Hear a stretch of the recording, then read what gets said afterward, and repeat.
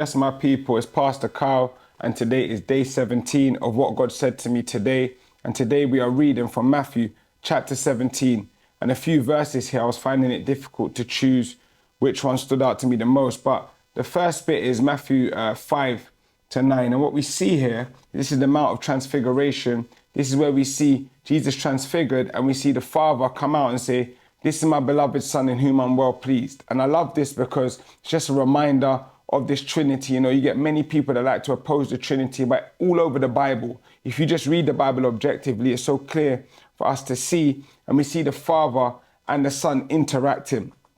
But what I love is if you continue down, we see verse 14 to 18. Basically, the disciples are not able to cast the demon out of somebody.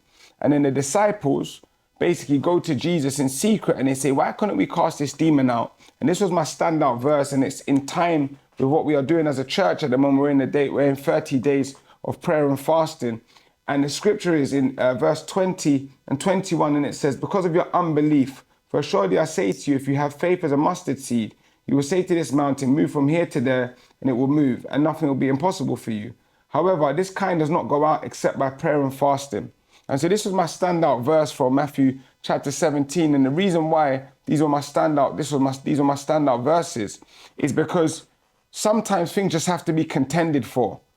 You see, many false religions have a fasting practice, but from our perspective, the reason why we fast is not for a hunger strike, but what we're saying is we are going to make an effort to contend and show God that we have faith, and we are going to deprive ourselves of a daily necessity with the goal of our spirit, let's just say, being magnified. And as our spirit is more magnified and connected to our God, we are contending and believing God for specific things. So one of the reminders is there are things that sometimes need to be moved in our life, where things we are praying for, we need God to help us with. And some of these things will not move except by prayer and fasting. So this just reminded me that things we need to move, things need to be contended for. And this really stood out to me. This is what God said to me. This is what God impressed upon my heart. What did he say to you? Make sure you do your reading today. Leave a comment in the comment section below, and I'll see you again tomorrow. Have a good evening.